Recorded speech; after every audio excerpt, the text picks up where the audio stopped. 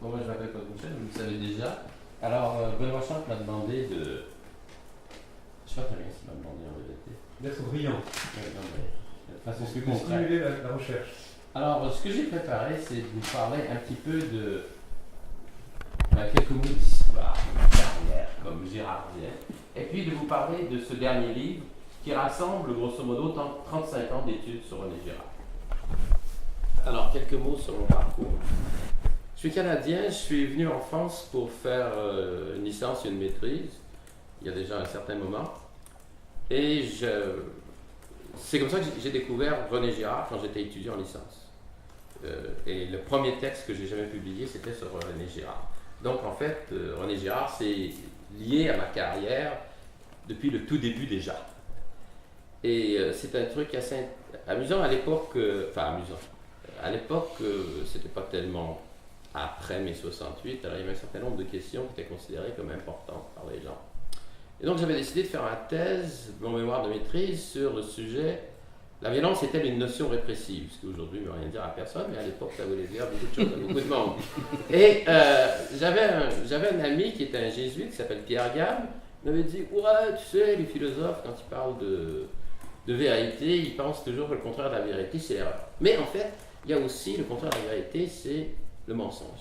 Et je connais un livre vachement intéressant à ce sujet, il a peut-être dit vachement d'ailleurs, écrit par quelqu'un qui s'appelle René Girard. Bon, c'est resté dans ma mémoire, mais je n'ai pas lu le livre, je suis rentré au Canada, j'ai passé l'été, et juste avant de repartir pour la France, passant chez un libraire, j'ai trouvé un livre de quelqu'un qui s'appelle René Girard, et le livre s'intitulait « La violence est sacrée ». Alors en retour, entre l'avion puis le train, ensuite, j'ai lu le livre. Les 300 et presque 400 pages de La violence est sacrée, ça m'a vraiment emballé. Et voilà. Et ensuite, j'ai lu La violence est sacrée. Et ensuite, mensonge romantique plutôt. Et ensuite, bon, bah, plus ou moins dans l'ordre. Mais j'ai commencé par lire La violence est sacrée avant de lire Mensonge romantique. Et après, j'ai rencontré Jean-Pierre Dupuis et on a écrit ensemble d'en faire des choses, écrire ensemble d'une façon. Disons, écrit en parallèle, c'est pas un texte continu où on a écrit ensemble un texte, c'est-à-dire il y a un texte signé Jean-Pierre Dupuis, il y a un autre texte signé par moi. On a donc écrit ce livre parallèle. La seule chose écrite ensemble, c'est l'introduction. Là, on s'est assis, on a discuté, puis finalement, on l'a rédigé. Alors, pour des raisons enfin, ce livre n'a jamais été traduit en anglais, et après la création de l'imitation, Bill Johnson, qui est le directeur du comité des publications, m'a dit que ce serait important que ça soit traduit en anglais. Et Jean-Pierre Dupuis, pour des raisons que j'ignore mais qui sont les siennes, ne voulait pas que sa propre partie du livre soit traduite. Mais donc on s'est mis d'accord pour que la mienne soit traduite, et ma partie de L'Enfer des choses s'intitule L'ambivalence de la rareté. Et donc, j'ai parlé à Bill Johnson et on a pensé faire un livre qui serait L'ambivalence de la rareté et autres essais, qui recouperait, pas recouperait, mais rassemblerait tout un ensemble de travaux que j'ai fait sur Girard pendant, grosso modo, 35 ans, puisque l'ambivalence de la rareté s'est paru, L'Enfer des choses, c'est paru en 79. Tout petit déjà, à niveau. Alors, ça fait quand même longtemps. Et ben voilà, c'est de ça dont je vais vous parler. Je vais vous parler de l'ambivalence de la rareté. Alors, oui, mais avant, oui, une petite remarque sur. Quelque chose que qui est déjà écrit dans l'introduction de la violence de l'enfer des choses, qui se reprend dans le livre que j'ai édité sur Girard, qui s'appelle Violence et vérité, qui était le colloque Girard de Cerisy de 83. Et qui est à nouveau maintenant dans l'introduction. À ce niveau-là, en tout cas, je suis têtu. Je pense que tout ce que j'ai écrit sur Girard vise à tenter de prendre la théorie, de tenter de faire deux choses, en fait. D'une part, prendre la théorie et l'appliquer à des objets qui ne sont pas directement ceux que Girard a pris comme objet. Girard prend comme objet la littérature, il prend comme objet des textes, il prend comme objet les sociétés anciennes, et je me suis intéressé à l'économie et à la politique, et d'autre part alors ça c'est la première chose, donc changer les objets d'une certaine façon, les déplacer, parce que je pense que montrer la fécondité d'une théorie, c'est justement faire ça. Montrer qu'une théorie est féconde, c'est pas... Les philosophes des sciences ont tendance à vouloir comparer entre elles deux théories, voir quelle est la plus féconde ou quelle remplit tel ou tel critère. Mais je pense qu'on peut faire autre chose, qui est plutôt que de comparer deux théories, Girard et une autre, c'est de montrer simplement que la théorie est féconde en faisant des choses, en l'appliquant à des nouveaux objets et en montrant comment elle nous permet d'expliquer ou de comprendre des choses qu'on a regardées depuis peut-être très longtemps, mais qu'on n'a pas compris comme ça. Ah, ça, c'est la première chose. Et la deuxième chose, mais qui est étroitement liée, c'est de tenter d'approfondir les ambiguïtés et conceptuelles qui sont intérieures à la théorie, parce qu'il y a toujours des problèmes. Et justement, à partir du moment où on se pose on se pose la question d'analyser des objets différents, alors à ce moment-là, effectivement, ça fait apparaître, tout d'un coup, on se dit, ben oui, comment je vais faire ça tout en restant dans le cadre de la théorie. Et donc, ça nous amène à repenser plus profondément la structure théorique. Donc, c'était les deux choses. Et le livre lui-même est divisé en fait en trois parties. Une première partie qui est économie, deuxième partie qui s'appelle sur la théorie mimétique, et une troisième partie qui est violence et politique dans le monde moderne. Alors, l'ambivalence et la rareté. Puisqu'après tout, de toute façon, tout se met en place là. Et l'ambivalence de la rareté est écrite donc en 1978, après mai 68, à un moment donné où personne ne peut imaginer que demain, il y aura plus un truc tel que l'URSS, que le monde divisé entre l'Est et l'Ouest, ça va durer. Et dans un domaine donc, où le marxisme apparaît comme un acteur théorique très important. Et où il y a toute une discussion qui se fait autour de l'importance de l'économie pour les sociétés modernes. Et Jean-Pierre et moi, on a eu plus ou moins l'intuition que, en fait, l'économie joue d'une certaine façon, pour les sociétés modernes, un rôle équivalent. Je mets des guillemets autour parce qu'équivalent, c'est un mot. Il faut le mettre avec des guillemets, équivalent au sacré dans les sociétés traditionnelles. Donc, jouent un rôle fondamental dans leur structure de base. Et l'ambivalence de la rareté, c'est d'essayer de, en mot français, cash in cette hypothèse, c'est-à-dire de la faire fonctionner, de voir comment ça marche. Et l'idée, c'est que la rareté, qui est un concept fondamental de la théorie économique, en fait, ne renvoie pas à une réalité, c'est-à-dire à un ensemble déterminé d'objets qui sont... Parce que la définition classique de la rareté, c'est la rareté est un ensemble d'objets insuffisants pour satisfaire aux besoins de tous. Or, la thèse, c'est simplement de dire, mais ça correspond à aucune quantité réelle. Et ça, les économistes le reconnaissent, puisque les économistes disent, en fait, plus l'abondance est grande, plus les besoins des agents augmentent. Donc, en fait, la différence entre l'ensemble et les besoins des agents, grosso modo, reste stable. Donc, il n'y a pas de quantité réelle qui correspond à la rareté. Et il y a d'autre part une espèce, ce qui est l'ambivalence de la rareté, c'est le fait que la rareté joue à la fois dans le discours économique et dans le discours moral, politique, un double rôle, ou une double valeur. D'une part, la rareté, c'est l'occasion de violence. C'est le manque, le besoin. Regardez partout, les gens disent, ah bah oui, évidemment, il y a des conflits sociaux parce qu'il y a du manque, parce qu'il y a des besoins. Et d'autre part, les économistes vont vous dire que le truc fondamental pour faire marcher une économie, c'est ce qu'on appelle en anglais incentives. Ce qui veut dire que les agents aient des besoins à satisfaire. Parce que s'ils sont contents et s'ils ont, d'ailleurs c'est fondamental dans les modèles économiques, s'ils ont ce qu'on appelle un rapport entre le loisir et le travail qui fait que le désir qui fait qu'ils préfèrent beaucoup plus de loisirs, l'économie s'écroule. Et donc il faut qu'en fait, ils aient des besoins de telle façon à ce qu'ils fassent marcher l'économie. Donc la rareté joue ce double rôle, et l'ambivalence et la rareté, c'était ça. Et la thèse devient girardienne à partir du moment où je développe un modèle girardien qui consiste à dire que la rareté repose, la rareté, pas la rareté comprise de cette façon-là, c'est-à-dire comprise comme une espèce d'organisation sociale. D'une certaine façon, très certainement, à un moment de l'histoire, nos sociétés, pour des raisons a priori pas évidentes, vont décider que la rareté, c'est-à-dire que le besoin économique, constitue le problème fondamental des sociétés. Et c'est autour de ce problème qu'on va, d'une certaine façon, penser l'organisation du social. C'est ça la thèse. Et ça, c'est à un certain niveau. Sous-jacent à ça, le mécanisme, il y a un mécanisme qui consiste à dire, en fait, cette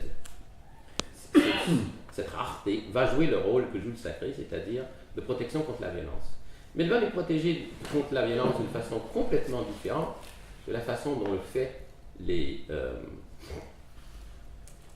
règles et les interdits dans les sociétés traditionnelles, qui consistent à dire, par exemple, à interdire des comportements qui ont conduit au conflit. Ici, ce qu'il s'agit de faire, c'est en fait de scinder les liens de solidarité entre les agents et entre les groupes. À partir de ce moment-là, vous pouvez laisser les conflits continuer. La mécanique sociale qui permettait leur contagion, leur dissémination dans la société étant coupée, c'est un peu comme si vous isoliez le feu. La violence devient des conflits entre des agents, et puis ça brûle là, mais le feu passe pas ailleurs. Et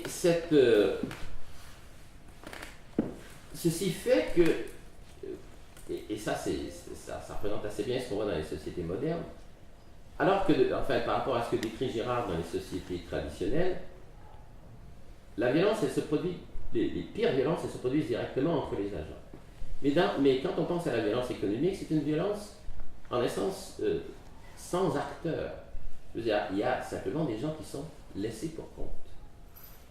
Ils ne sont pas directement la victime des conflits, ils sont la victime indirectement des conflits. Les principaux, comme on dit, c'est deux compagnies qui, elles, sont en rivalité, et les victimes, c'est les employés qui vont être mis à la mort, qui vont être en instance abandonnés, et ils ne seront pas eux-mêmes pris, ils seront donc en titre de tiers, ils seront les victimes de la violence, pas en titre d'être directement dans le duel. Et ça, je pense que c'est une caractéristique de nos sociétés. Et qu'il y a, c'est pas la seule forme de violence, mais il y a une forme de violence dans nos sociétés qui a cette structure-là. Et elle repose justement sur le fait que nos sociétés ont été construites, me semble-t-il, historiquement, de façon, ça a pris du temps, par un abandon progressif des liens de solidarité entre les agents, des liens traditionnels de solidarité entre les agents. Alors les liens traditionnels, ce que j'appelle les liens traditionnels de solidarité entre les agents, ils ont un certain nombre de caractéristiques. Ils sont réciproques, c'est-à-dire que si vous avez une obligation envers M. X a réciproquement une obligation envers vous, et ils sont en essence nominaux. C'est-à-dire que vous avez ces liens-là envers certaines personnes et pas envers tout le monde. Or, ce qu'on veut créer comme la solidarité, par exemple, dans les sociétés modernes, est une solidarité qui est anonyme, puisque vous avez solidarité envers tous les Français, par exemple. Vous ne les connaissez pas tous, vous ne connaissez pas leur nom, elle doit être égale, alors que les liens traditionnels sont des... Et elle est inconditionnelle d'une certaine façon. Et ça, c'est... Alors, j'appelle cette transformation, je décris cette transformation comme étant une transformation de l'écologie morale des liens sociaux, ou des liens, des interactions humaines. Et je pense que ça joue vraiment un rôle fondamental dans nos sociétés. Et d'une certaine manière, je me rends compte aujourd'hui, mais je ne le savais pas au moment où je l'ai fait, c'est-à-dire pendant 35 ans, je me rends compte aujourd'hui où on me demande de rassembler toutes mes choses, ce que j'ai écrit, que c'est le problème qui m'a intéressé et que j'ai toujours tourné autour de ça. Et dans le livre que j'ai fait, là, qui va paraître, il y a donc 3 parties. La 3e partie, c'est sur le politique. Et récemment, j'ai écrit donc un livre, justement, sur la violence politique, qui s'appelle « Le sacrifice inutile », paru chez Flammarion, c'est le bénédicteur. Et dans ce livre, c'est la première fois où je réussis vraiment à entrer, si vous préférez, dans ce modèle, la question du politique. Parce que, peut-être à cause de l'influence du marxisme, quand j'écris en 1978, avec l'idée que finalement ce qui est important c'est l'économie, puis et que le marxisme, et que le politique c'est de la superstructure et c'est pas très intéressant. Et avec l'impression que Girard, par rapport à Marx, fait quelque chose de fondamental. C'est-à-dire qu'il fait par rapport à Marx ce que Marx dit qu'il fait par rapport aux jeunes hegeliens quand il écrit l'idéologie allemande. Marx dit, en fait, tous ces gens-là, ils ont plus ou moins remis le monde à l'endroit, mais, par rapport à Hegel qui lève à l'envers, mais ils n'ont pas de mécanisme. C'est-à-dire que ça reste de la métaphysique. Ils n'ont pas de mécanisme. Et moi, avec la lutte des classes, j'ai un mécanisme. Or, moi, j'ai l'impression, c'est mon impression en lisant Girard dans ce contexte, si vous préférez, 1978, c'est qu'avec Girard, on a justement un mécanisme de l'explication de cette supériorité du politique dans le monde moderne, de sa présence et de son extrême force. Mais, évidemment, là-dessus, le politique, il passait un peu à l'as. Et le premier projet que j'ai eu, en fait, après avoir écrit L'Enfer des choses, projet que j'ai jamais réalisé, c'était de penser que la lutte des classes et le socialisme était un effort mis en place pour recréer entre des groupes sociaux, entre des agents, des liens de solidarité que le monde moderne, le monde de l'économie de marché détruisait progressivement. Il s'agissait de les recréer. Et j'ai jamais fait ce projet parce que c'était un grand projet et que j'avais une carrière à faire comme professeur d'université. J'avais plein de trucs à faire, je ne pouvais pas m'engager dans un truc aussi grand. Et puis ce n'est finalement qu'en écrivant Le sacrifice inutile que je me suis rendu compte qu'en fait j'avais pas entièrement tort, bien que je n'ai pas repris ce projet, mais ça m'a donc pris beaucoup de temps à réinscrire le politique et la violence politique dans le schéma qui était le schéma de l'enfer des choses, parce que d'une certaine façon, le schéma de l'enfer des choses, il n'y avait pas de place pour le politique. À l'origine, il n'y avait pas de place pour le politique. Je ne savais pas où le mettre. Je ne savais pas comment l'intégrer. Et ce n'est que plus tard, et progressivement, et c'est pour ça que cette troisième partie contient plein d'articles sur le politique, mais ça va dans toutes les directions au début. Je n'arrive pas à m'y retrouver. Et ce n'est qu'à la fin que j'ai pensé qu'en fait, oui, le politique joue un rôle fondamental, et là j'ai introduit une autre hypothèse, qui est l'hypothèse que, en fait, l'État moderne, conçu comme le détenteur du monopole de la violence légitime, et dans la façon dont on pense le contrat social chez les auteurs comme Hobbes ou comme Rousseau même, c'est très proche en fait de la crise sacrificielle. Il s'agit de créer un détenteur de la violence par l'unanimité, et qui est une unanimité de transfert de la violence. Puisque, si vous regardez le contrat social, que ce soit chez Locke, que ce soit chez Hobbes, moins chez Rousseau, mais peut-être assez aussi, qu'est-ce que disent les gens? Ils disent « je renonce à mon droit à me faire justice moi-même, ou à me venger, ou à me défendre, au profit du souverain. » Ce qui veut dire « je renonce à la violence au profit du souverain. » Ça veut dire « je transfère ma violence dans les mains du souverain, qui en prendra soin. » Et cette opération de transfert, elle a comme caractéristique de créer un être, une créature, un être transcendant, qui est le souverain, qui n'appartient pas à l'ordre du monde, et qui monopolise la violence légitime. C'est-à-dire qui a l'autorité morale de dire la différence entre la bonne et la mauvaise violence. Or, la divinité, dans la violence sacrée, c'est ça. Le transfert de la violence qui se fait dans la crise sacrificielle crée un être transcendant qui monopolise la violence légitime, c'est-à-dire la bonne violence, et qui dit, c'est ce que fait le sacré, dit la différence entre la bonne et la mauvaise violence, entre la violence acceptable et la violence inacceptable.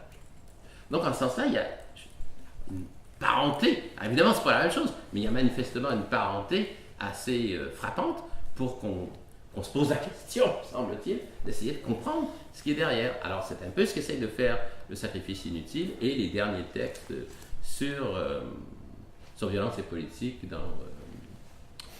le livre qui va paraître bientôt. Bon, moi je propose que on n'est pas nombreux et que c'est pas la peine que je parle plus, mais qu'on discute. Hein? Ça me semble plus sympa. Je peux continuer à vous raconter ça, mais je veux dire, on peut juste discuter puis ça sortira. Voilà. Donc vous avez, oui, bon, je peux rajouter un truc sur le. pour l'histoire. J'ai pas fait que ça dans ma vie. J'ai pas fait que du Girard. J'ai écrit un livre sur les émotions, qui est un livre dont James Allison dit qu'il est extrêmement girardien. Et moi aussi, je crois ça de cette façon. Mais c'est un livre où Girard n'est cité ou n'est mentionné qu'une fois dans une note dans notre page, sur peut-être 300 pages, non, sur 200 pages. Alors, pourquoi est-ce que c'est un livre girardien? Je pense parce que ce livre hérite de Girard, c'est une certaine structure conceptuelle fondamentale, c'est-à-dire la primauté du rapport à l'autre par rapport au rapport à soi. Et quelque chose que Lucien Scubla a déjà écrit et qui me semble très juste, la primauté du continu sur le discret. Et donc, ce qui est discret, en fait, sort comme des espèces, topologiquement, des espèces de nœuds dans le continu. Et la façon dont je pense les émotions, c'est de penser les émotions comme n'étant pas des caractéristiques intérieures des agents ou des caractéristiques individuelles, mais comme étant des phénomènes qui mettent des temps forts dans des phénomènes affectifs, d'interaction entre les agents. Et donc, en ce sens-là, c'est un livre girardien. Et sinon, Girard, il est à peu près pas mentionné. Et j'ai aussi travaillé pas mal en philosophie de la biologie. Et ça pour dire qu'en fait, on n'est pas obligé de faire que ça. Parce que, surtout au début, Girard, je me souviens il y a une discussion très célèbre qui a lieu à Esprit, un livre de 73, je crois que c'est proposé. C'est après la violence et le sacré.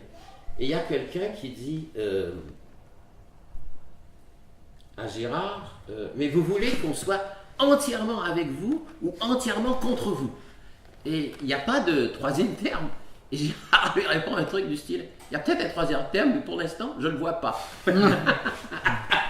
Et ça a été effectivement un des problèmes, je pense, de la réflexion de Girard, que les gens avaient l'impression qu'il fallait faire ça, que ça, rien que ça, ou pas du tout.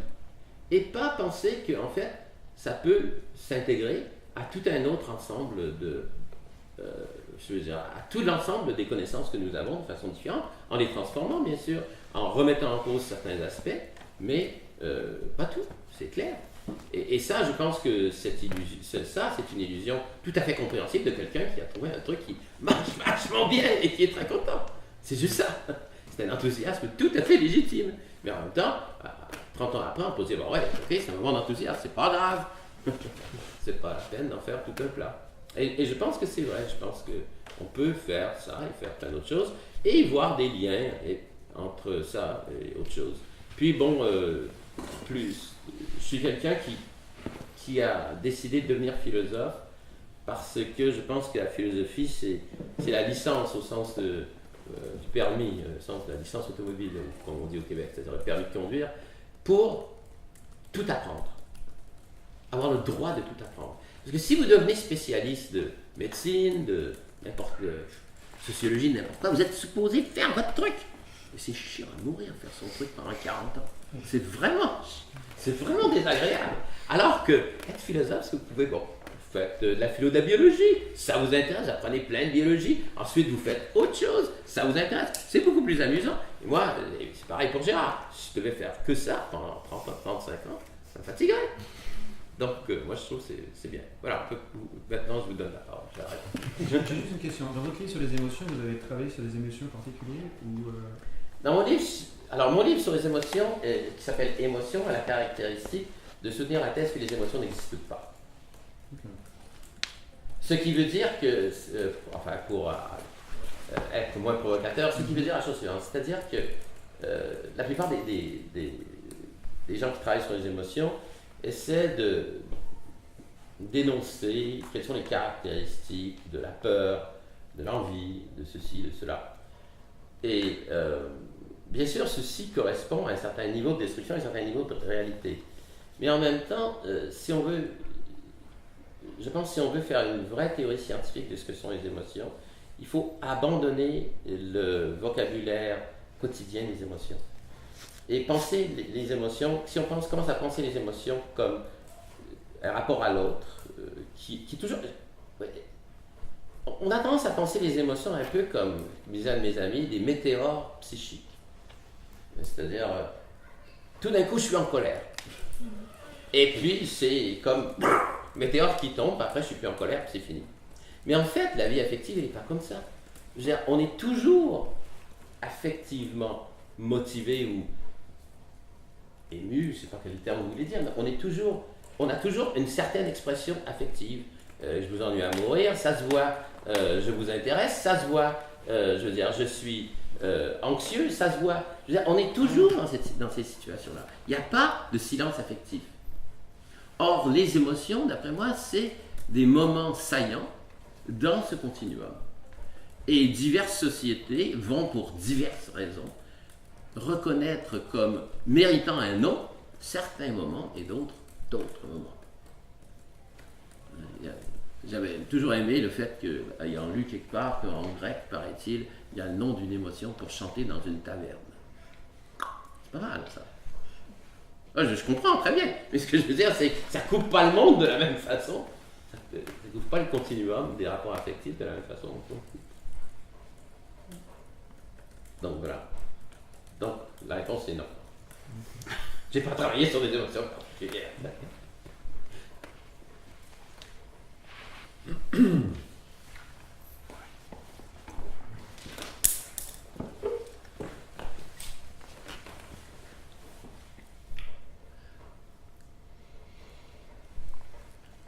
Moi, ce qui m'intéresse beaucoup dans le parcours de Paul, parce que je suis rentré en Girardie très tardivement, comme un ethnologue chez les Papous, où regarder un petit peu fonctionner des gens que j'avais lus depuis longtemps, mais je ne connaissais pas, c'est que les Girardiens ont parfois beaucoup de mal. Ils sont souvent Girardiens, anti-Girardiens, Girardiens.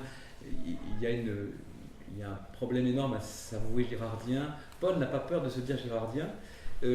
Paul n'a pas peur non plus de prendre Girard d'un bloc, alors qu'en général il y a les Girardiens qui prennent le Girard de tel livre, le Girard de tel autre, qui en général à partir du Girard chrétien disent bah oui, là c'est comme on l'a dit pour Bergson, là c'est de la sénilité précoce, ça va plus du tout et ça marche plus, ça se formule mal, etc. Paul, sans être, je peux le dire, une grenouille de bénitier, c'est pas non plus un scoop, la rare qualité de respecter l'entièreté de l'intuition du parcours, de l'intuition de Girard, et notamment de prendre très au sérieux ce que Girard a vu sans le voir tout en le voyant, c'est-à-dire ce moment où est-ce le rituel qui se fatigue ou une révélation qui arrive assez mûrie pour le supprimer d'elle-même, quelque chose finit par lâcher, qui est l'institution sacrificielle, et donner place à ce que tu décris très bien comme l'émergence de l'État. Et Paul, par fidélité à Girard, par respect de l'intuition de Girard, essaie de penser, sans rentrer en théologie, comme il l'a magnifiquement dit à un débat qu'on avait tous deux à Tokyo, Theology is not my cup of tea, sans rentrer dans la théologie, essayer de penser anthropologiquement et philosophiquement, et en particulier avec les outils de la philosophie politique, ce qui se passe précisément à ce moment-là, à un point de l'espace, à un moment du temps, comme disait Simone Weil, dans ses intuitions pré-chrétiennes, qui est la fin d'un système et le début d'un autre. Et c'est vrai qu'il y a un trou, tu tournes autour de ça dans l'enfer des choses, je relisais récemment. Non, tu as parfaitement raison, ça aussi. Tu tournes autour de ça. C'est la même chose, oui, tu as raison, c'est la même chose. Et dans le sacrifice inutile, 30 ans après, tu te coltines le creusement de ce autour de quoi tu tournais en 79, c'est-à-dire qu'est-ce qui s'est vraiment passé. Alors tu tentes quelque chose. Autour de ce dont je tournais déjà effectivement en 78-79, et parce que Girard dit, ben voilà, la révélation chrétienne rend impossible le retour du mécanisme victimaire parce que révèle l'innocence de la victime. Ok. Après. Maintenant, si on veut que ça soit autre chose que simplement un miracle, si vous préférez, on est obligé de raconter une histoire, de montrer quels sont les mécanismes sociaux par lesquels se met en place cette impossibilité du retour du mécanisme victimaire. Parce que ce qui est clair, c'est qu'il n'y a pas, on ne devient pas moins violent. Ce qui est clair, c'est que, je veux dire, les phénomènes d'accuser les autres sans raison et tout, ça marche à fond la caisse, il n'y a aucun problème. Donc, il faut comprendre dans la mécanique, et c'est ça, c'était mon problème, de comprendre dans la mécanique pourquoi, à un moment donné, ça cesse de fonctionner. Et en même temps, ça reste assez, je pense que Benoît a raison, ça reste fidèle à une intuition de René, qui est que les institutions sacrificielles perdent leur efficacité. Et ça, je pense, et ça, c'est aussi très fort dans Achevé Clausewitz, l'idée que la guerre finalement, il y a la guerre telle que la pense Clausewitz, c'est une institution. Et une institution qui a pour but de contenir jusqu'à un certain point l'explosion de la violence. Et que, effectivement, la guerre telle que la pense Clausewitz n'existe plus. Et elle n'existe certainement plus depuis au moins la Deuxième Guerre mondiale, probablement la Première Guerre mondiale. Et ça se transmet, enfin, ça se transmet, ça se trahit par un certain nombre de phénomènes.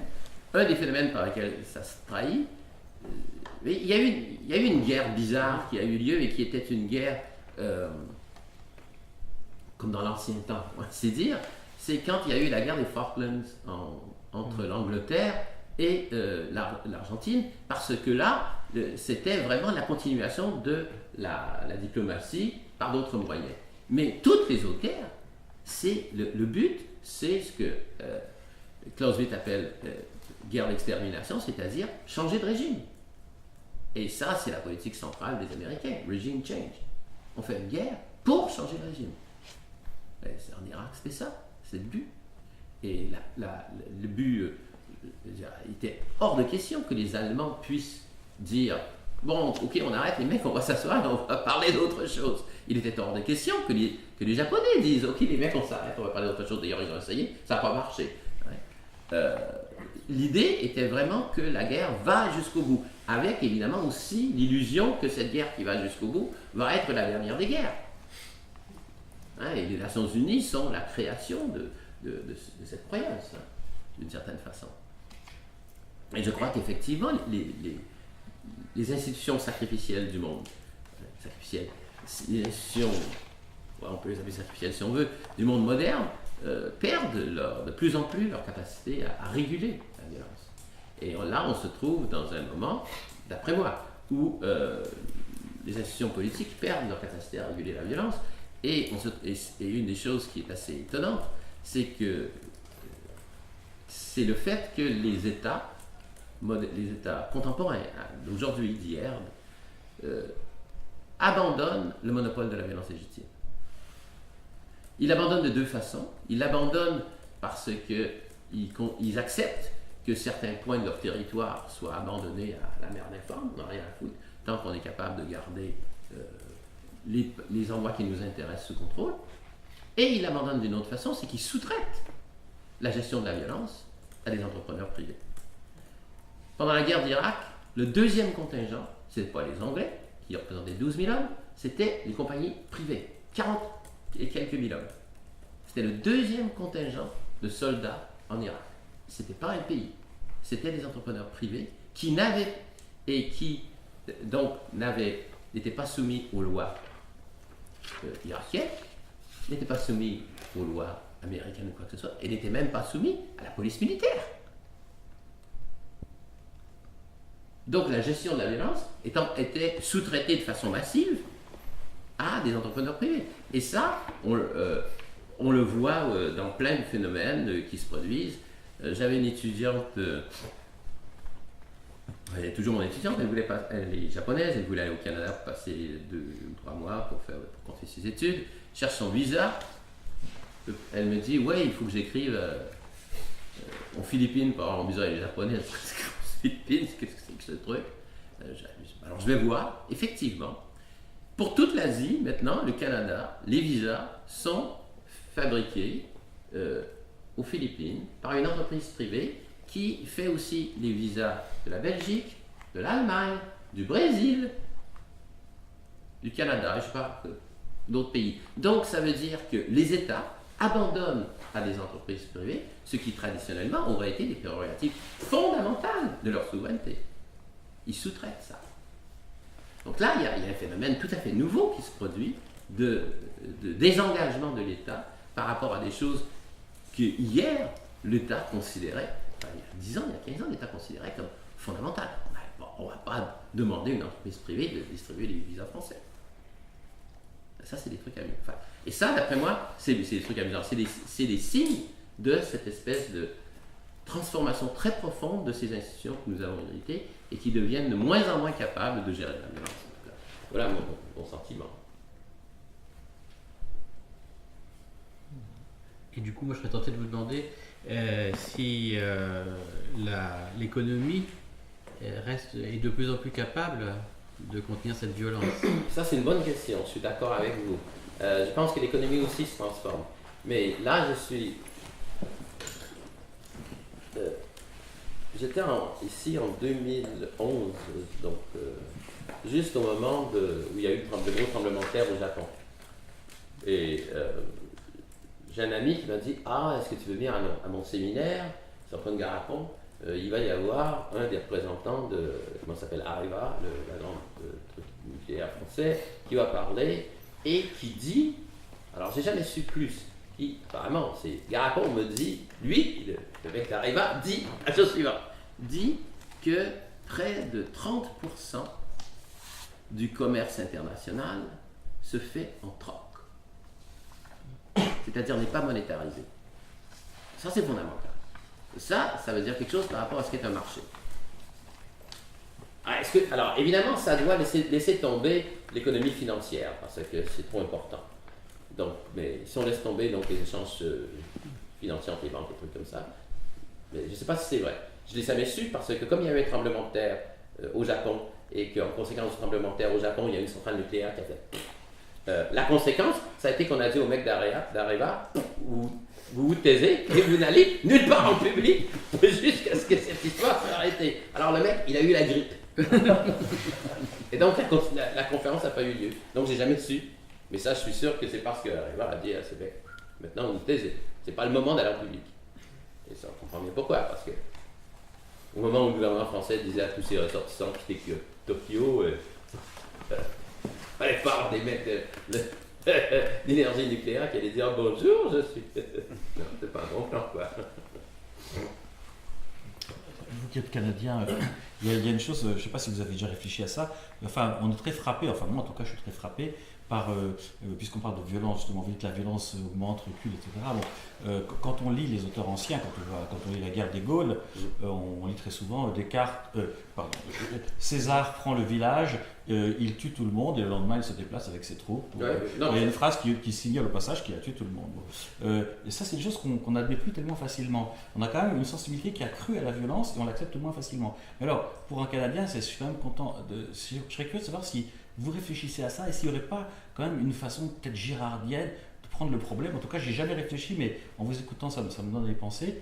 Pourquoi il n'y a pas d'assassinat, pratiquement pas au Canada, alors qu'il y en a tout le temps à côté aux États-Unis? Vous savez, c'est Bowling for Columbine, ce film qui explique que les États-Unis ont une violence constante, des milliers de morts par arme à feu chaque année, et au Canada, presque pas. Il y a des villes où il n'y a même pas un meurtre par an. Et alors, qu'est-ce qui se passe là-dessus? Je veux dire, les informations statistiques ne sont pas toujours entièrement dépourvues de signification. Il y a une chose, c'est qu'il n'y a pas les mêmes lois sur les armes à feu. Oui, mais... Non, mais ça joue un rôle important. Bien sûr, ça joue un rôle important. Et, parce qu'aux États-Unis, je veux dire, c'est le délire, hein, les lois sur les armes à feu. Et il y a aussi une tradition de l'utilisation des armes à feu aux États-Unis. Je sais, mais... Qui n'existe pas au Canada. Peut-être un peu dans l'Ouest, mais pas au Canada central, où la majorité de la population. Et puis, ouais, c'est pas vrai. Non, mais c'est sûr que... Moi, j'aurais tendance à penser l'exception américaine. C'est-à-dire que ce qu'il faut expliquer, c'est pas tant le Canada, c'est l'exception américaine. Mais pourquoi ils ont ce goût pour... Et l'exception américaine, elle est liée à plusieurs choses.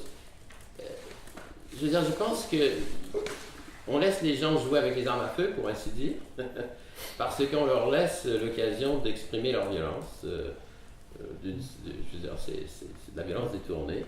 Et tant que ça reste isolé, ça reste acceptable, pour ainsi dire, jusqu'à un certain point. C'est-à-dire qu'aux États-Unis, je veux dire, ils n'ont pas besoin d'être très très malins pour se rendre compte qu'il suffirait de réduire l'accessibilité aux armes à feu pour réduire le nombre de meurtres et de victimes d'armes à feu au pays, et qu'ils ont des taux qui sont pas comparables à tout ce qui existe ailleurs dans le monde industrialisé.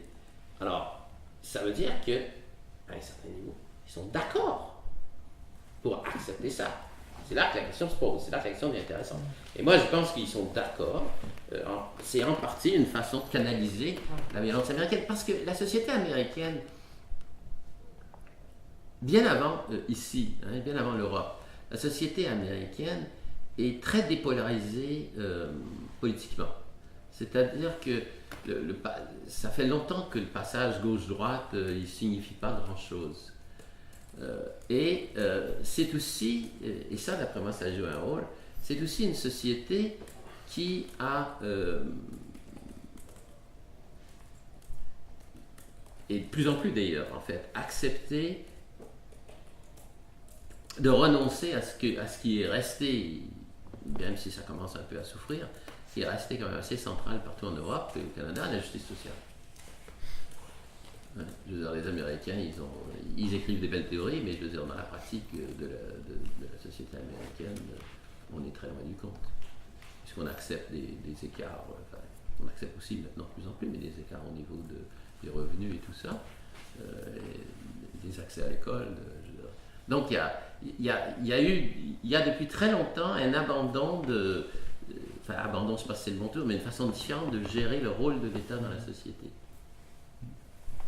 Ça c'est assez clair. Et qui les a servis jusqu'à maintenant et qui maintenant les dessert.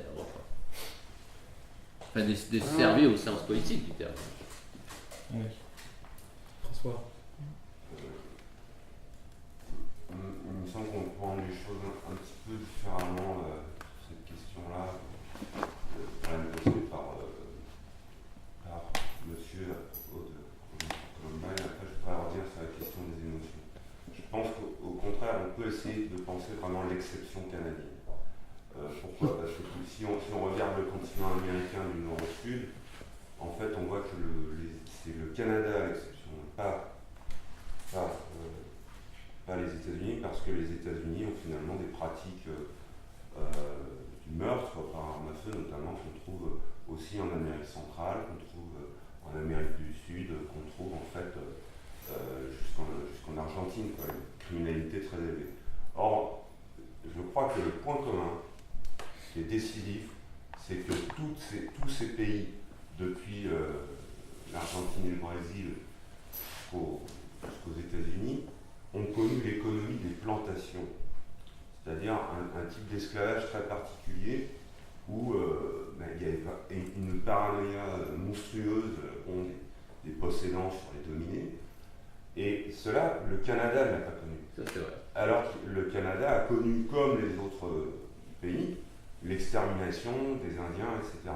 Le point déterminant, et qui en dernière analyse pour des raisons climatiques, c'est qu'ils n'ont pas eu l'économie de plantation qui, à mon avis, engendre véritablement un besoin d'armes, un culte de l'arme, une paranoïa à l'égard du dominé qui vient briser la propriété. Ouais, c'est intéressant ça. Je suis d'accord, c'est intéressant ça. Regarder ça comme ça, plutôt que de regarder l'ensemble du continent américain, plutôt que de regarder le Canada, l'Europe, les pays industrialisés. Et là, effectivement, les Américains apparaissent comme l'exception.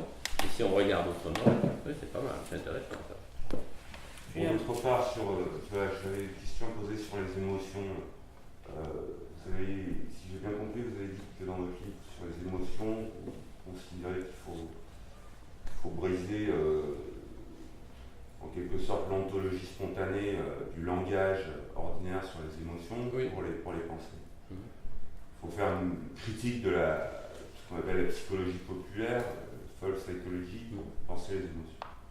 Or, est-ce qu'il n'y a pas une tension très forte là justement avec René Girard, puisque dans l'ensemble de ses écrits, je ne connais pas de texte qui s'attache à cette critique, là, par exemple sur la rage, la méfiance, la colère, toute cette grammaire élémentaire des émotions qui constituent après les chaînes de l'unanimité violente, ou de la crise sacrificielle.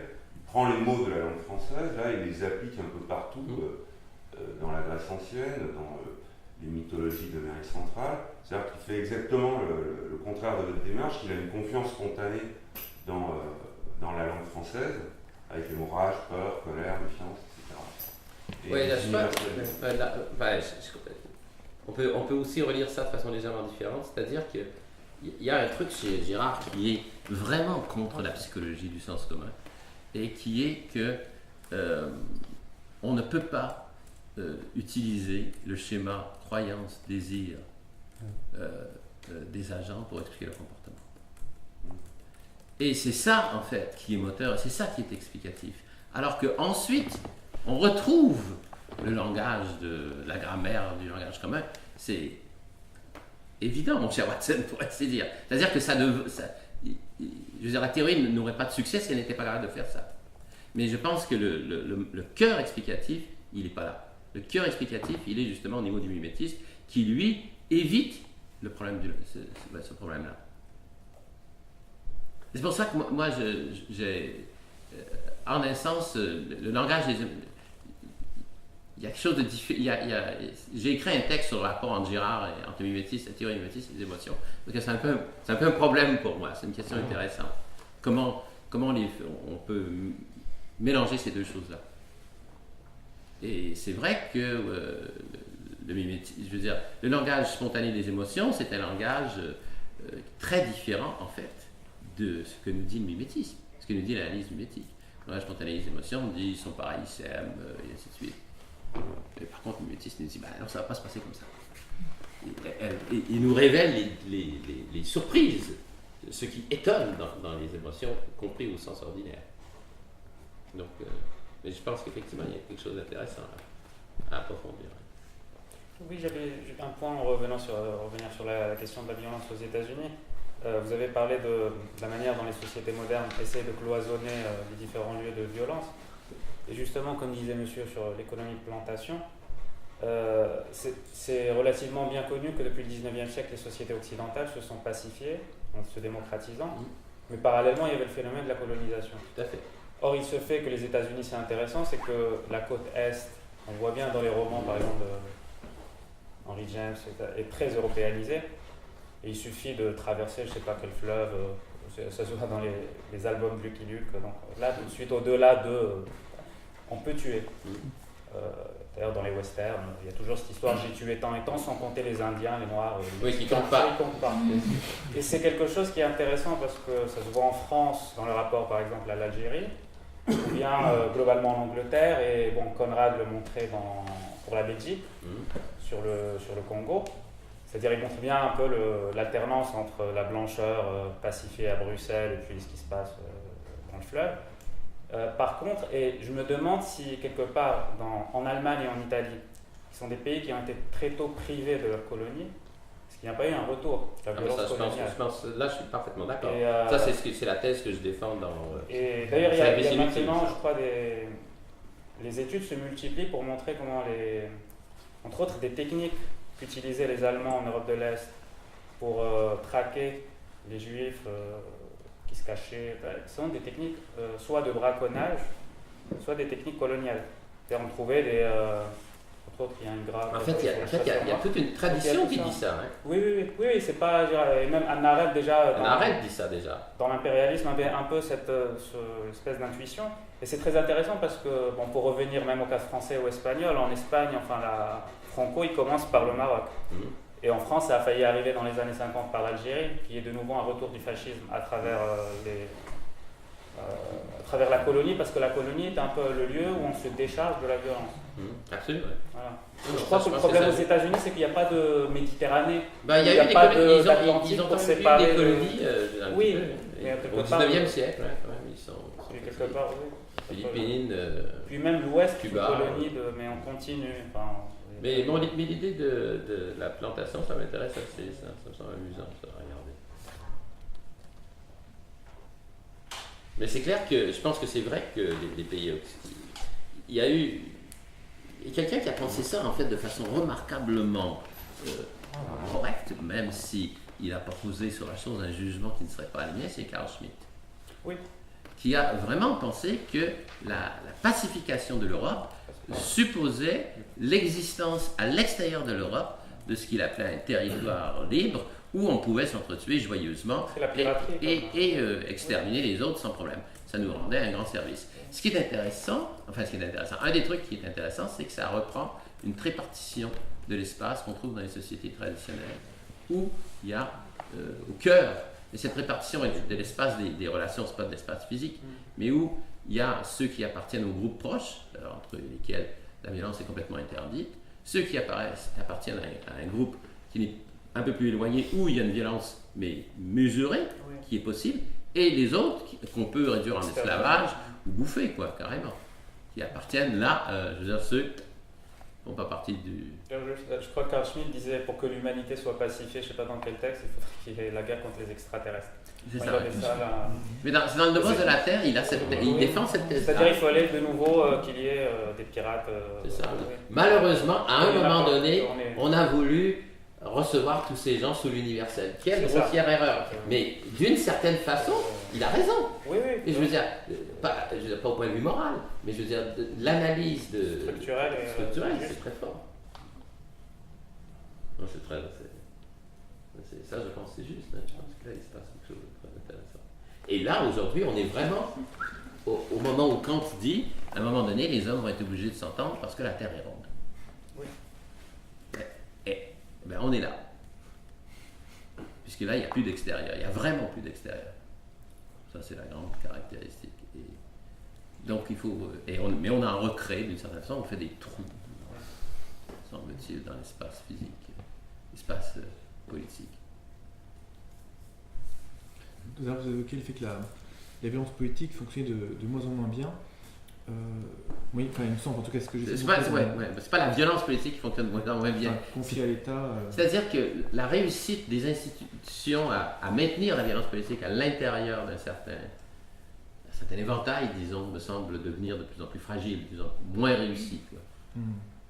Et de même, peut-être que la violence exercée par les États fonctionne de moins en moins bien parce que tout à l'heure, vous évoquez le cas de l'Irak, peut-être que d'un point de vue politique, les États hésitent maintenant à s'engager parce que c'est vrai qu'il y a un coût économique, qu'il y a un coût humain, mais peut-être que cette conscience, effectivement, que le mécanisme victimaire cette conscience du mécanisme victimaire se répandant, les adultes ne croient plus à ce discours manichéen selon lequel il y aurait les gentils d'un côté, pour prendre le schéma classique l'Europe, et les méchants ailleurs, sur lesquels on peut taper assez aisément.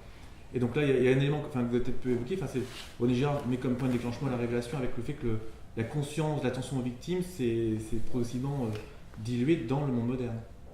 Oui, et je pense que effectivement, c'est juste. C'est cette notion de connaissance qui caractérise la modernité, tout en s'alliant avec un emballement mimétique qui va de pair, d'où la situation parfois de catastrophisme évoquée par Jean-Pierre Dupuis et René Girard quand même dans les derniers... C'est-à-dire que ceci, je pense que l'analyse est juste, mais ça a une immense ambiguïté, si on préfère. Ce que je veux dire par là, c'est que on peut prendre un exemple de l'actualité. À un moment donné, on s'est fait dire, ben voilà, on va envoyer des fusées sur des mecs qui ont utilisé des gaz contre leur propre peuple. Mais en même temps, on nous donnait le choix entre ceux qui décident de gazer leurs concitoyens et ceux qui décident de manger le foie de leurs adversaires. Alors au point de vue moral, c'était quand même un peu ambigu, quoi. C'est-à-dire que dire ça c'est les bons, ça c'est les méchants, ça n'avait plus de sens, effectivement. Mais en même temps, ça, c'est aussi une impuissance politique radicale. Et ça, c'est pas évident non plus. Je veux dire, donc on est à un moment charnière. Et ça, je veux dire, on le voit. Je me semble-t-il, c'est assez... Je suis d'accord avec vous, c'est difficile, je veux dire. On est à un moment politique charnière où on n'est plus capable justement de tenir ce discours. Et c'est pas... les opinions politiques de l'Occident étaient majoritairement contre l'intervention. Que ce soit en France, soit aux États-Unis, soit partout. En Angleterre, c'était à des endroits des niveaux de 70%.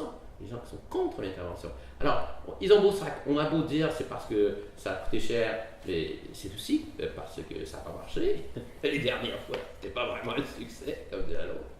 Puis aussi, avec le sentiment qu'il n'y a pas à choisir entre ces gens-là. C'est pas clair. Alors évidemment, on doit laisser la violence continuer, c'est pas clair non plus. Mais en même temps, c'est pas clair, il y a à choisir. C'est ça qui est difficile. C'est ça qui est le vrai, me semble-t-il. Et à ce moment-là, qu'est-ce qu'une décision politique dans ces circonstances-là? C'est pas un truc auquel, je pense, nul d'entre nous n'a dit « Ah, je l'ai !» Je crois pas. Et plus personne n'a la légitimité pour dire quelle est la bonne et quelle est la mauvaise violence. Et c'est ce que ça veut dire. Ça veut dire que personne n'a plus, que le monopole de la violence légitime disparaît. C'est-à-dire l'autorité morale de dire ceci est la bonne, ceci est la mauvaise violence. La communauté internationale n'a jamais pu s'en emparer, véritablement. Elle n'a jamais vraiment eu. Et les États-Unis n'ont plus la capacité de le dire au reste du monde. Ouais, Ils sont discrédités. Oui, c'est sûr. Donc, et avant ça, et c'est lié en partie à l'écroulement, enfin ça prend un moment, ces choses-là, ça ne se passe pas du jour au lendemain, mais d'après moi, c'est lié en partie à l'écroulement de l'URSS, c'est-à-dire au rideau de fer, c'est-à-dire à la séparation entre nous et eux. Parce qu'à ce moment-là, il y avait quand même une grammaire très très simple et accessible à tout le monde de ce qu'était la bonne et de ce qu'était la mauvaise violence. Et d'ailleurs, on pouvait être parmi nous, mais quand même penser que la bonne violence, c'était eux. Et ça se faisait souvent. Mais quand même, il y avait une grammaire claire qui permettait à chacun d'avoir l'impression de comprendre la structure du monde. Là, elle a disparu, cette grammaire. Ceci dit, en Syrie en particulier, on a quand même eu l'impression que si les Russes ne parlaient pas aussi fort qu'ils parlaient, on aurait quand même fini par choisir. On aurait peut-être choisi. Peut-être, mais même à ça. C'est que le retour en puissance de la diplomatie russe aussi a. Les Russes ont superbement bien joué leur carte, ça il faut dire. Ça, au point de vue politique, ils ont très très bien fait. Mais il n'empêche que, je veux dire, il était vrai que les opinions politiques de l'Occident étaient contre, massivement. Alors peut-être qu'on serait passé à l'acte, pour ainsi dire, mais peut-être ça n'aurait pas été une si bonne idée. Et c'est quand même assez rigolo, c'est quand même assez significatif que l'Angleterre, Cameron, il était 100% contre Bush, et le Parlement anglais a dit non. Parce que l'Angleterre étant un pays qui a une structure politique un peu différente, ça fait qu'ils n'ont pas pu le faire. Donc c'est quand même important. Mais c'est sûr que les Russes ont joué bien leur carte. Justement, c'est très... Enfin, il y a un aspect... C'est toi qu'il faut qu'il soit le président de séance, moi je ne suis pas capable. Oui, je trouve cette situation très girardienne dans la mesure où, de nouveau, on revient un peu à une situation de guerre froide avec une montée aux extrêmes, très limitée, entre les Russes et les Américains sur cette question, par exemple. Oui, moi ça je pense pas vraiment. Je pense que les Américains, les Russes ont très bien joué parce que qu'est-ce que les Russes ont fait? Les Russes ont fait, on dit, en fait, les bouts de feu là, c'est vous. Il y a une bien meilleure solution. On va aller aux Nations Unies, on va mettre ça sous contrôle de la communauté internationale. Vous auriez l'air vraiment des tarés de ne pas accepter ça. Ça, c'est la technique. Oui, non, mais c'est la technique, mais il n'empêche que cette technique donne. Donc, ce qu'ils ont fait, c'est d'une certaine façon redonner de la légitimité. Ça les arrange, mais parce que depuis quelques années, ils se disent on a perdu la Libye, on a perdu sur le Kosovo. Vous êtes arrivé jusqu'en Géorgie, donc on a dû réagir sur la question géorgienne. Là aussi, ils ont très bien joué. Oui, mais par exemple sur la Serbie, typiquement, parfois on a l'impression que les intérêts de la Russie ne sont pas directement menacés par l'Occident. Et pourtant, ils vont faire en sorte qu'il puisse y avoir une voix russe, parce que sinon ça va faire baisser le... Mais moi, je ne pense pas qu'on se redirige vers une situation de la guerre froide. Entre autres parce qu'il y a un troisième joueur qui est énorme, c'est la Chine. Oui, la Chine. C'est énorme. Qui est juste à côté de chez moi en plus. C'est plus entre les États-Unis et la Chine, effectivement, mais on a cette montée aux extrêmes ou ce mimétisme, à mon avis, qui est qui est assez patent. Enfin, je ne sais pas si vous êtes d'accord dans ce cas-là. La Russie est un peu le troisième joueur, mais le mimétisme, c'est quand même entre Chine et États-Unis. Oui, en ce moment, assez. Avec le réarmement comme le Pacifique, du côté américain. Donc finalement, la psychologie mimétique fonctionne toujours à fond. Oui, non, ça c'est sûr. C'est sûr. Je veux dire, ça c'est le principe sous-jacent d'explication, c'est que les phénomènes mimétiques marchent à fond. Ce qui a changé, c'est les mécanismes, pour ainsi dire, par-dessus, qui gèrent l'évolution de ces phénomènes-là. C'est ça qui a changé. Mais le mimétisme, il marche à fond, il n'y a aucun problème. Mais il va s'exprimer et prendre des formes, pour ainsi dire, les phénomènes qu'on va voir apparaître vont avoir tendance à être différents, justement parce que les mécanismes régulateurs, eux, se transforment ou deviennent impuissants, et il faut en mettre d'autres en place. Voilà ce que je pense. François. Je voulais revenir un peu sur la question des émotions, et puis sur les quelques mots que vous avez eus sur votre travail de philosophe de la biologie. Je voulais savoir si, dans votre travail sur les émotions, vous avez intégré ou tenu compte de la théorie darwinienne des émotions, notamment du grand livre de Darwin sur l'expression des émotions chez l'homme et l'animal. justement, du point de vue de la philosophie de la biologie, est-ce qu'il y aurait par ce biais-là une possibilité d'insérer les concepts girardiens, la mimésis notamment, mais aussi les phénomènes de contagion de la violence, dans une théorie plus générale, dans une perspective plus générale qui inclurait non pas l'ensemble de l'humain, mais disons l'ensemble du vivant, tout simplement. Ben, je pense qu'il y a des, et ça m'intéresse en ce moment, je travaille là-dessus, des passages entre justement les théories darwiniennes et l'évolutionnisme, disons, de façon plus générale, et les phénomènes mimétiques. J'ai écrit 2 textes à ce sujet, qui sont d'ailleurs assez différents l'un de l'autre. Par contre, je critique, dans mon livre sur les émotions, je critique particulièrement l'analyse darwinienne des émotions. Parce que c'est en fait, quand on regarde de près, c'est un truc un peu bizarre. Parce que ce que dit Darwin, c'est l'expression des émotions n'a pas évolué comme expression des émotions. C'est-à-dire que les agents font telle ou telle chose, ils font telle ou telle action, ils se mettent en colère, et parce qu'ils se mettent en colère, les narines sont dilatées, les poils se dressent, et ainsi de suite, et ceci devient par la suite, est interprété par la suite comme expression des émotions. Donc, moi ce qui m'intéressait, c'était plutôt de voir, c'est donc un dialogue au 2e niveau si on préfère. Moi ce qui m'intéressait, c'était de voir les émotions comme un dialogue plus direct, premier niveau. Et parce que ou pour le dire autrement, c'est un autre problème, pour moi un problème que Darwin a, c'est que l'expression des émotions reste pensée comme l'expression de quelque chose qui se passe avant, en dedans pour ainsi dire, et qui donne une expression. Alors moi j'ai tendance, un des trucs que je dis dans le livre, c'est l'expression vient avant l'émotion. Oui. Est-ce que vous pourriez peut-être prolonger cette réflexion en nous disant comment vous percevez la possibilité d'une articulation entre l'éthologie de façon générale, c'est notamment l'étude du comportement, notamment des comportements prédateurs, des comportements on dirait violents, agressifs chez les animaux et notamment chez les primates, et puis ensuite de ça, tout ce dont parle, comment se fait cette articulation entre ce qui relève du domaine finalement du magistère de la sélection naturelle et ce qui relève de l'hominisation et, pour le dire vite, de la théorie du mimétisme violent.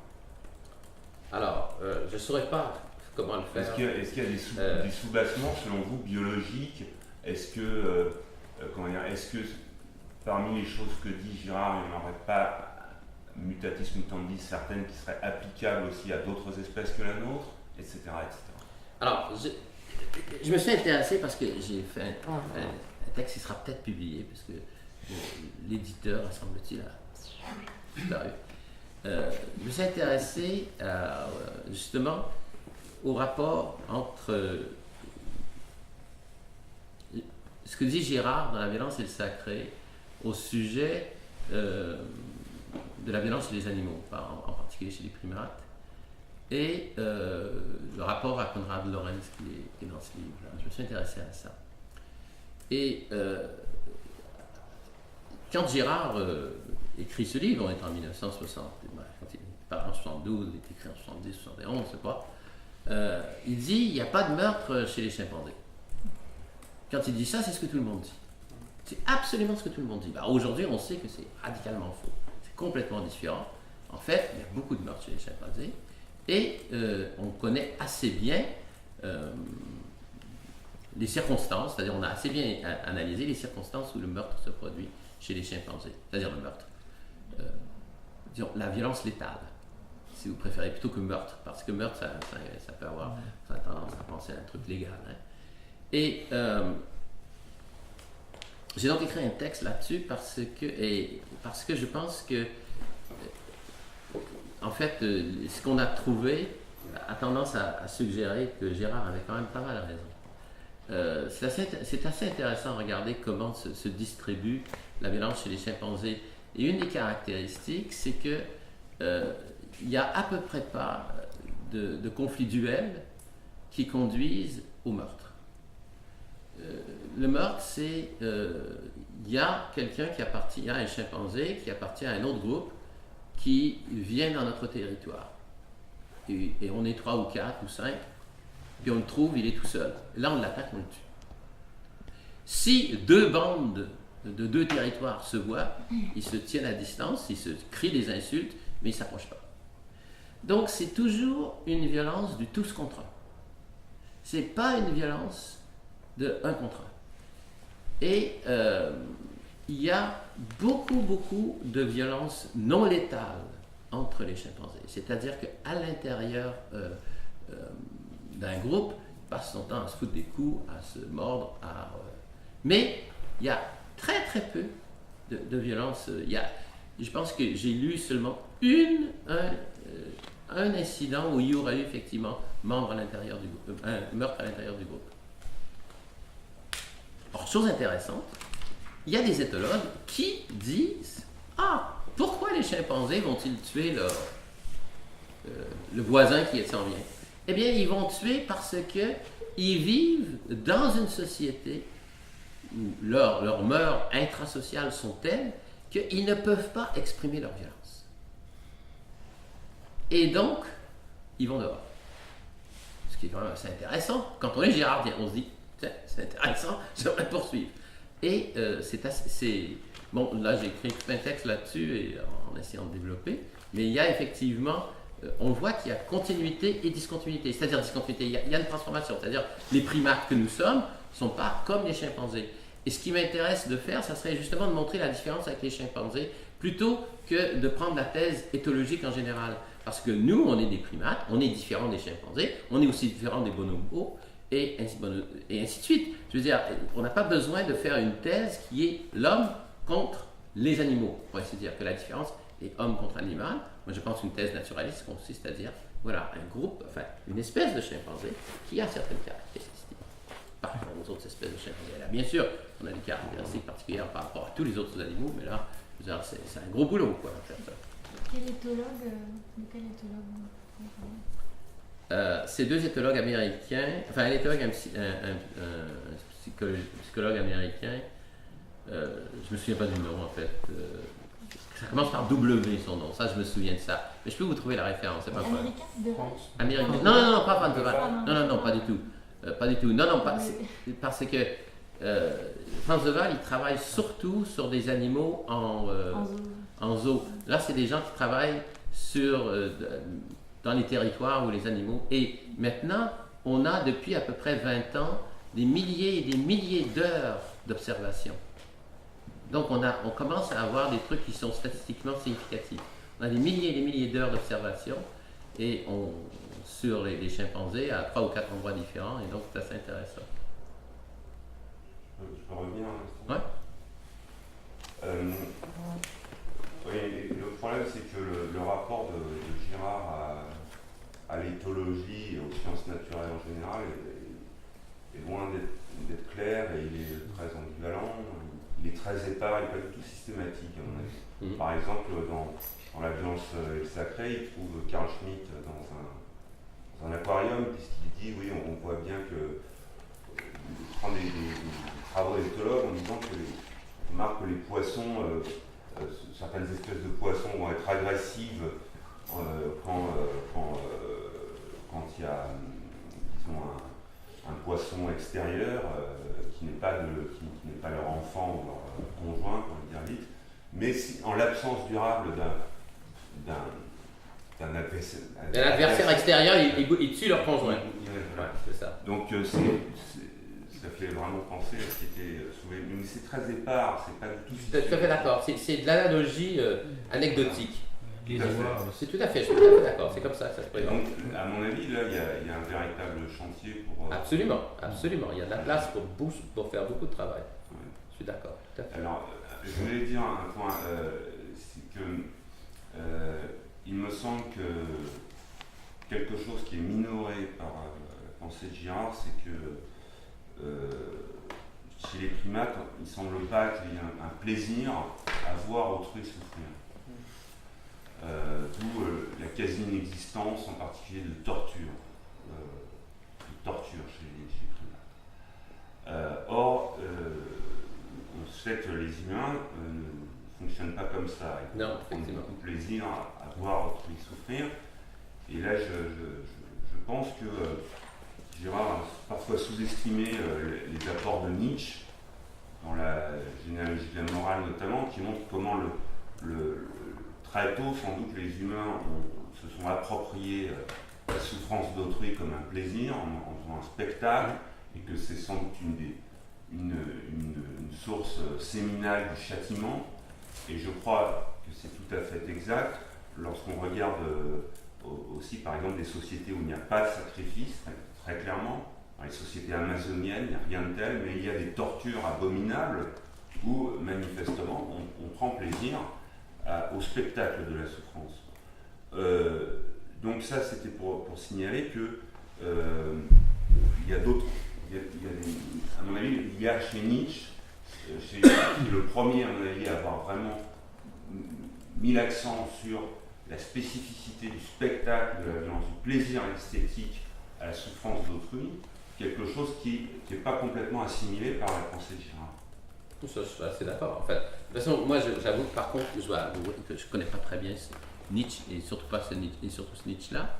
Mais je pense c'est très important. Mais ça, je pense que c'est important. Et je pense que c'est très juste que chez les animaux, il n'y a pas de... Enfin, chez les primates, en général, les chimpanzés, il y a le fait qu'ils se groupent pour attaquer un ennemi, qu'ils détruisent, hein, mais vraiment détruire.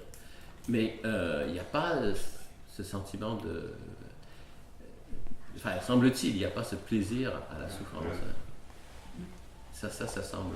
Et ça, c'est vrai que c'est un truc. Et il y a une autre chose qui est particulier, je veux dire, entre les chimpanzés et nous, c'est que chez les chimpanzés, l'égalité, comment dire,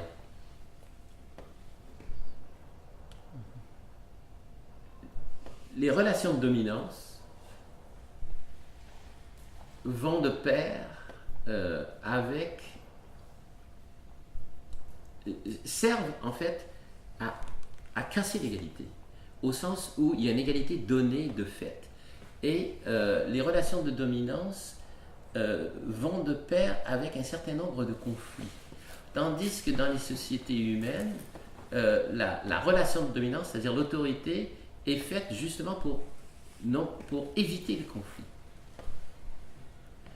Et là, il y a quelque chose, me semble-t-il, qui se passe, qui est assez intéressant au point de vue ethnologique, parce que une des caractéristiques des sociétés, on dit traditionnelles pour prendre un terme général, c'est justement la construction de l'égalité sociale.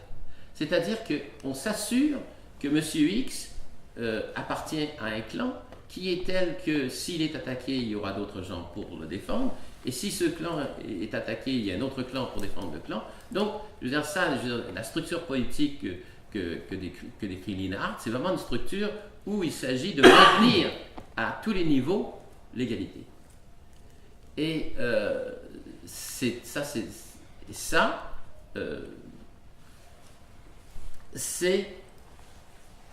à côté de ça, il y a un autre niveau qui est celui de l'inégalité, qui est celui des structures de dominance. Et là, il n'y a pas de place pour le conflit. Par contre, ce qu'il y a, c'est, on retourne près du sacrificiel, c'est-à-dire, ce qu'il y a, c'est celui qui transgresse peut être puni terriblement. Mais je veux dire, il n'y a pas d'autorité du conflit.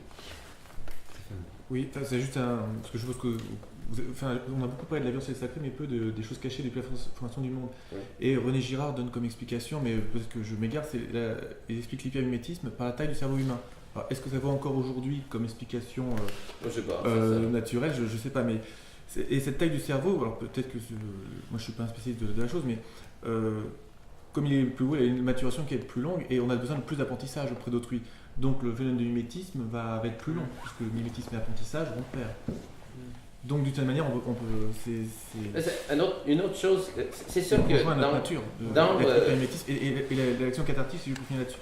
Peut-être qu'on y prend du plaisir parce que forcément on est mimétique et quand la catharsis se met en place, il y a un soulagement, plaisir-soulagement, parce que finalement la violence tombe sur autrui que sur soi-même.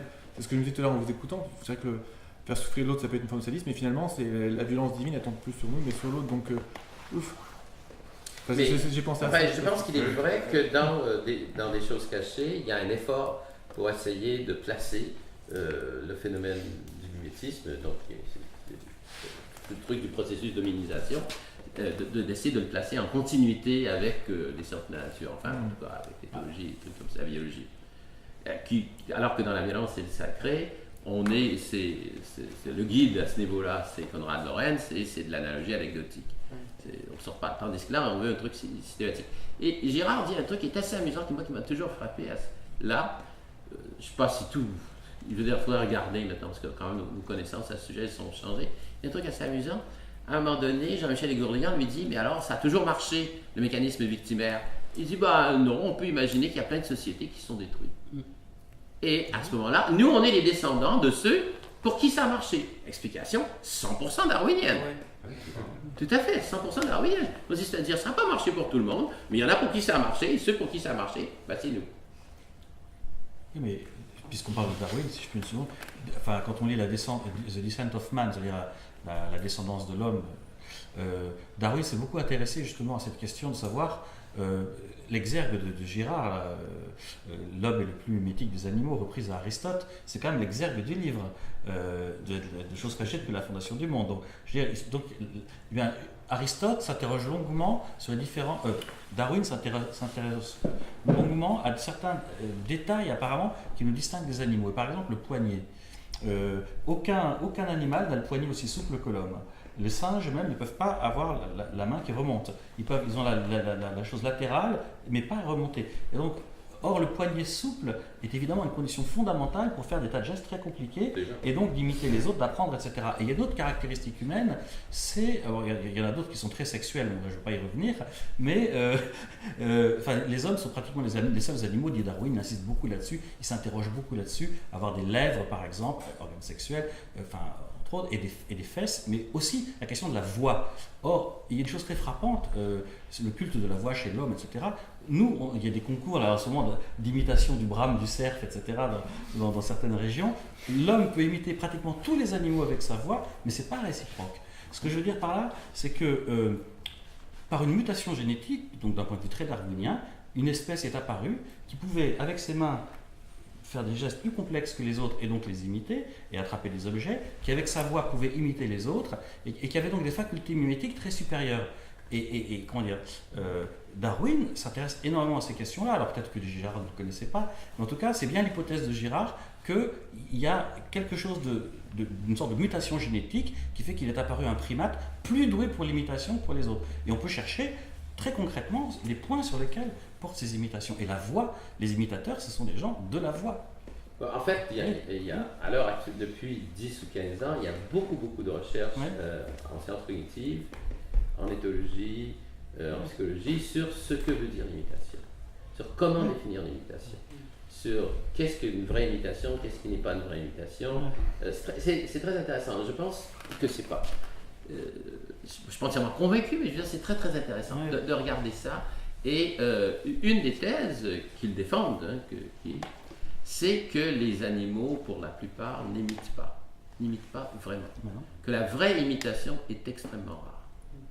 Alors, qu'est-ce que ça veut dire la vraie imitation? Alors là, c'est là que le problème nous casse. On commence à se casser du pied parce que la vraie imitation, ça c'est une imitation, c'est pas une imitation. De toute façon, rien de ces différents concepts d'imitation correspond à mimésis chez Girard, qui est un concept beaucoup plus vaste et indéterminé d'une certaine façon.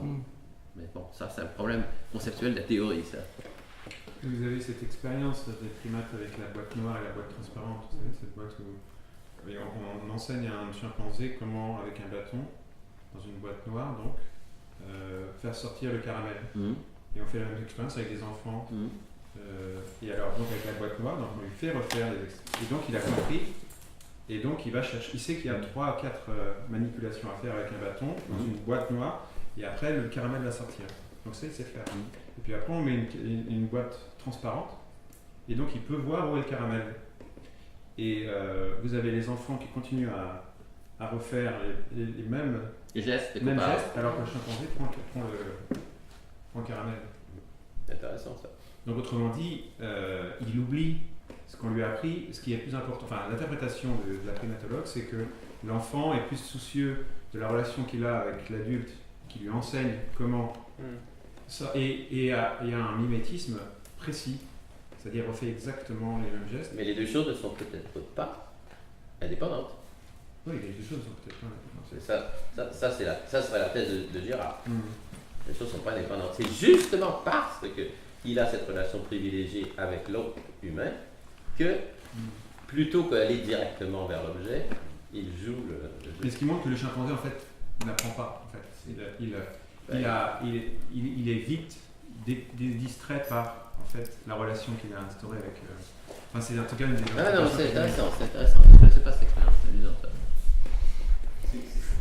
Moi, ça ressemble assez près à ce que Gérard appelle la médiation externe, je crois. Par rapport à la médiation interne, il y a une distinction comme ça. Oui, il y a une distinction, mais je ne suis pas sûr de voir le lien là. Non, là, c'est avec un adulte, mais donc il y a une distance, mais on ne sait pas s'il y a médiation externe ou médiation interne. C'est-à-dire, c'est pas l'objet qui l'intéresse, l'enfant, c'est pas l'objet du désir, mais se rapprocher de son. Je crois que c'est ce que vous voulez dire, se rapprocher du modèle supérieur qui est pour lui l'adulte. En fait, à peu près. Alors que le singe n'a pas de. Enfin, finalement, le singe n'imite pas dans le sens où il ne veut pas. Non, le singe, je pense que il n'a pas d'autre désir que son désir de caramel. Voilà, alors que l'enfant désire être un adulte. Absolument. Là, on revient à un truc égalien un peu de. Ce que je disais, la relation effectivement au médiateur est le plus important. C'est le plus important pour l'enfant. Oui. C'est-à-dire, il a un désir, mais qui n'est pas le caramel. Enfin, il peut avoir les deux, mais disons que la relation est. Sur ce sujet, j'avais une question en fait au Girardien. Ça sera la dernière avant qu'on débatte sur autre chose. Au Girardien, j'ai l'impression que René Girard ne pense pas une particularité de. Et ça rejoint, je crois, son apologétique chrétienne. Une particularité de l'humain qu'il n'y a pas chez les animaux pour le moment, c'est d'une part la différence de génération, c'est-à-dire la question de la filiation, et de l'autre la différence sexuelle. Et je me demande si dans toutes Pourquoi il n'y a pas de différence de génération chez les animaux? Parce qu'il n'y a pas d'interdit d'inceste. Enfin, si. Il y a très peu de. C'est très discuté. Ouais, c'est-à-dire que. Comme relation symbolique, mais en tout cas, j'ai. Je sais pas, il n'y a peut-être pas d'interdit. D'interdit, je suis d'accord. Oui, non, il n'y a pas de. Voilà, c'est ça. Et sur cette question, moi je pense à Jean-Claude Milner quand il parle des penchants criminels de l'Europe démocratique, où il parle de ce qu'il appelle la quadriplicité, etc. Et il relie ça au christianisme. C'est-à-dire la modernité comme étant une sécularisation du christianisme. Il revient à saint Paul qui parle de nous serons tous un, ni juifs, ni grecs, ni hommes, ni femmes, ni esclaves, ni hommes, nous serons tous un dans le corps du Christ. Donc on est au cœur du projet girardien. Et je me demande justement si le projet girardien n'a de consistance que dans la mesure où il évite la question sexuelle. C'est-à-dire il y a des hommes, il y a des femmes, alors que chez les animaux il y a des femelles, il y a des mâles, mais on ne pense pas à la féminité et la masculinité. Et il y a des pères, il y a des fils, il y a des mères, il y a des filles, mais en tout cas il y a une transmission. Et en tout cas, je ne connais pas très bien l'œuvre de Girard, je ne connais pas l'ensemble, mais il ne parle pas beaucoup de ces choses-là. Et il ne parle pas de la différence sexuelle comme étant fondamentale. C'est-à-dire. C'est ça. Oui. Au contraire, il pense qu'elle n'a aucune importance. Oui. Donc on revient à une question de. C'est un désir qui circule. Oui. Il n'y a pas de genre dans le désir. C'est ça. C'est un choix qui est fondamental dans sa philosophie, qui à la limite, c'est plus qu'une aporie. Enfin, c'est quelque chose qui est. C'est un évitement, enfin c'est un contournement. On contourne la question au sens psychanalytique, on va dire. En fait, là on arrive, d'après moi, à ce genre de questions, on arrive à des lieux où se mélangent deux problèmes, enfin au moins deux problèmes. Un problème est un problème, c'est-à-dire, est-ce qu'on devrait faire ça? C'est-à-dire, est-ce qu'on devrait dire, les femmes, les hommes, c'est tout pareil, le désir, alors, ça c'est une question quasi normative, si on préfère. Il y a une autre question qui est une question méthodologique, qui est qu'est-ce qui apparaît? Est-ce que c'est intéressant, point de vue méthodologique, de faire ça? Je veux dire, la position méthodologique, elle n'a pas besoin d'être immédiatement une position ontologique. Bien sûr, ouais. Et je pense que Girard, lui, se dit, on peut lire Girard, on peut lire sa position comme étant ontologique, on peut la lire comme étant parfaitement méthodologique. Dire, si on fait ça, on voit c'est-à-dire si on prend le désir comme une espèce de truc uniforme et homogène, on voit apparaître des trucs vachement intéressants. Mais je crois que c'est pas que méthodologique chez Girard. Alors ça c'est un autre... bon. C'est très important pour lui justement le fait que le christianisme ait dépassé la question sexuelle et la question générationnelle. Enfin, il ne le dit pas comme ça, mais je pense que c'est important pour lui, en tout cas, que le désir ne soit pas scindé, si on préfère, en différentes choses. Mais à partir du moment où nous, ça nous semble assez clair qu'on doit parler culturellement dans notre société du désir féminin, du désir masculin, du désir homosexuel, et ainsi de suite, comme des objets culturels respectables. En même temps, il ne nous apparaît pas comme étant des objets culturels respectables de parler du désir des riches ou du désir des nobles par rapport à ceux de la plèbe. Oui, oui. Mais il y a d'autres époques où ça, ces différences-là étaient parfaitement acceptables, c'est-à-dire recevables culturellement. La thèse de Girard, c'est qu'on ne va pas... Une façon de dire la thèse de Girard, c'est dire on va juste...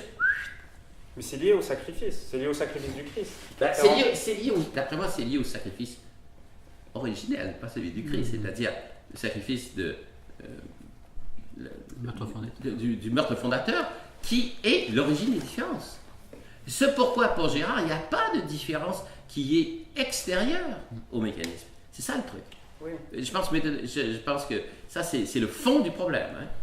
Si on va aller tout au fond, conceptuellement, quel est le fond du problème, il est là. C'est-à-dire qu'il n'y a pas de différence extérieure au mécanisme. Donc, à ce moment-là, on est toujours dans une explication, toujours commis, pour ainsi dire. Alors, évidemment, on peut toujours considérer à un moment donné des trucs comme étant stables, parce qu'on ne va pas tout expliquer tout le temps, on n'y arriverait pas. Non, bien sûr, mais parce que souvent on peut estimer que le sacrifice du Christ, comme concept philosophique, c'est le sacrifice de la paternité, entre autres, et le sacrifice de la différence entre le masculin et le féminin. C'est-à-dire, je vous soulage de cette différence. Et c'est à partir de là que ça peut fonctionner. Moi j'avoue que, évidemment, la théologie n'étant pas ma tasse de thé, non, bien sûr, mais j'avoue que moi, ça m'apparaît bizarre d'imaginer le sacrifice du Christ comme ça, mais pourquoi pas, puisque la théologie n'est pas ma tasse de thé. C'est un point, quand on dit le sacrifice du Christ, est-ce que c'est Dieu qui sacrifie le Christ, ou est-ce que c'est le Christ qui sacrifie lui-même? Parce que sur ce point-là, il va y avoir une différence de vision entre la vision de l'islam et le christianisme.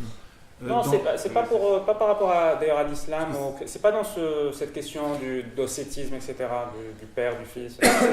C'est sur enfin, je reviens à Jean-Claude Milner, je pense celui qui le présentait le mieux, en disant l'universalisme de la modernité est quand même une sécularisation de cette idée qu'on va finir avec les différences. Et qu'il y a 3 types de différences, il n'y en a pas beaucoup pour résumer, et il va dire, voilà, Saint Paul les résume bien, c'est qu'il y a la différence entre soi et l'étranger, donc entre le grec et le juif selon les formules de la société hellénistique, il y a la différence entre l'homme et la femme, et puis il y a les différences entre l'esclave et le libre, donc entre la plèbe et le... Donc on va les enlever, mais on va les enlever quasiment par une décision souveraine dont le prix est le sacrifice du Christ. C'est-à-dire Jésus se sacrifie pour qu'on ne puisse plus se poser ce genre de questions qui sont à la source de la violence. Parce que tant qu'il y aura des différences entre les riches et les pauvres, il y aura de la violence, mais aussi entre les hommes et les femmes, il y aura de la violence, entre les Grecs et les Juifs, il y aura de la violence. Donc on les enlève, on est tous pareils, on est tous un. Et j'ai l'impression que c'est pas que méthodologique pour Girard. Non, mais pour Girard, d'une certaine façon, les différences n'existent pas. Oui. N'est-ce pas, on est d'accord. D'une autre façon, évidemment, elles existent. Je veux dire. Bien sûr.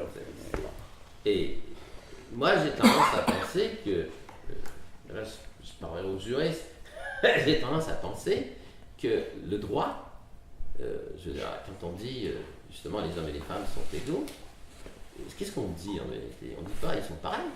On dit on ne va pas tenir compte d'un certain nombre de différences pour un certain nombre d'objectifs, dans un certain nombre de circonstances. Ou plutôt, on ne va pas tenir compte des différences pour justifier une quelconque oppression. Je pense que c'est ça. Oui, non, mais dans d'autres, je veux dire, quand on vend des robes, par exemple, on tient compte de le jeune, parce qu'il est moins. Je crois que c'est ça, les différences sont maintenues, enfin, si je prends Saint Paul, mais il maintient une égale dignité entre tous les individus en disant qu'on ne peut pas justifier une oppression contre